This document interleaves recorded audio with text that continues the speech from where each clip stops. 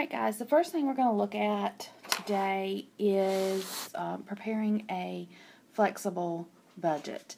So what you have on the problem that we have in front of us is we have the information for a company that normally produces 20,000 units. This is the budget for the 20,000 units. So that's what we're looking at right now. And you'll find that information, you'll find this information right here at that 20,000 unit mark.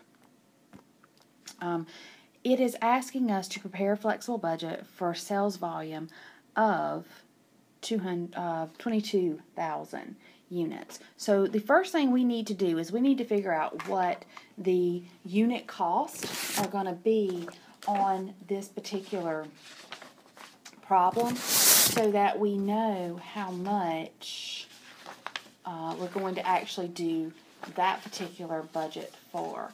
So in figuring out unit cost, what we're going to do is we would go in and we would divide what we have here, and we would actually divide those numbers.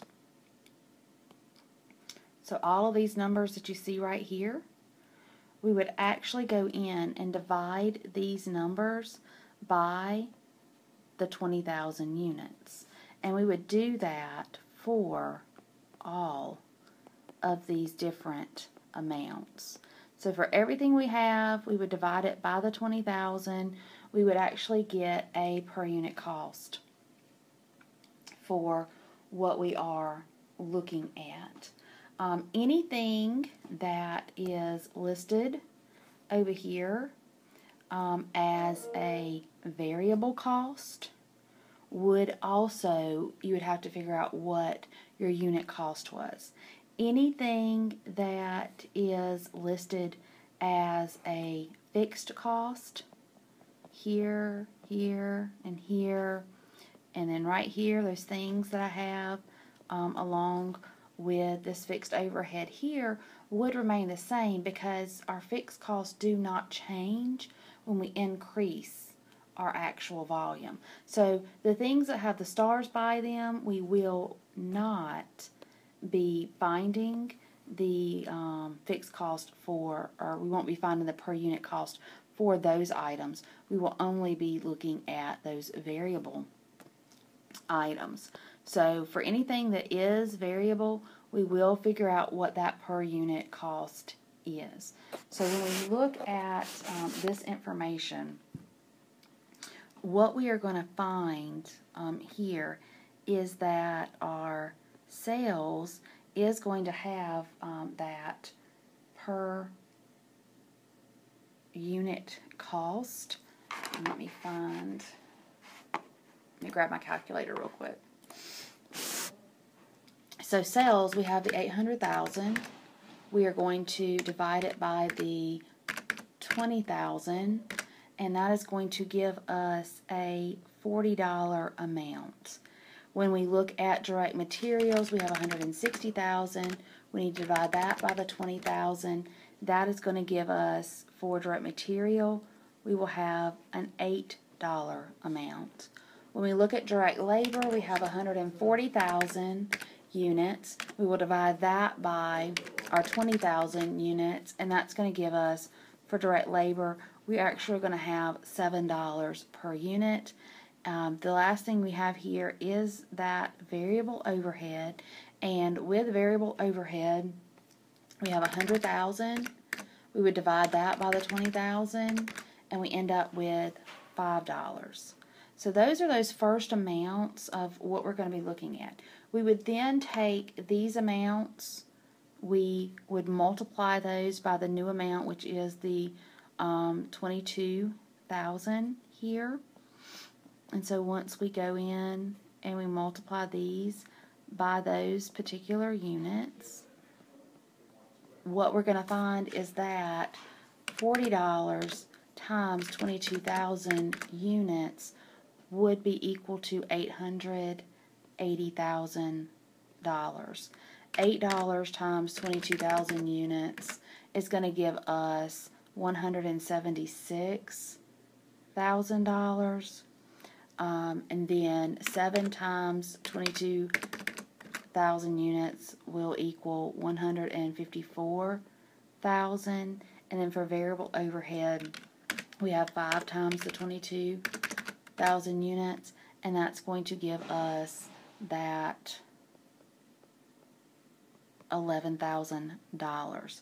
Now, for our fixed overhead amount, that is not going to change. It's still going to be at the $120,000 that we had before. So what we will see here when we are looking at all this, we will find that we do have, these costs are how we figure those out. When we get down to the next section and we're looking at the selling expenses, what you're going to see here for the sales commissions, we do have to figure out what that per rate is. And so if we take the $40,000 and we divide it by the 20,000 units, what we end up with is $2 per unit. So if we take the $2, multiply it by the 22,000 units, we end up with 44,000. Now the other fixed cost, as I said before, like advertising, is just going to stay at the amount that it is at. So it is going to be at 50,000. When we look at our salaries, it says that those are fixed. So for salaries, the amount that we would use for this flexible budget would be at $90,000. And if we looked at rent, because it's all fixed, it would be at $30,000. And depreciation, which is also fixed, would be at $20,000. So these would be the numbers that we would actually use when we were going to go in and prepare a flexible budget. So again, to recap it, the things that we are going to be looking at here is going to be, let me get this all lined up. The things we're going to be looking at here is we're going to be finding what they are on that per unit basis. We do have to look at what our sales value was. So we are looking at that 20,000 units. There's our sales value. We divide it out. We get our per unit cost. Once we get our per unit cost, we then multiply it by our new volume that we are trying to do a flexible budget for, and then those numbers would give us what we need. Fixed cost, we're just using those same amounts that we had in the original budget because those will not change. So hopefully this will help you when you get ready to work any type of flexible budgeting question.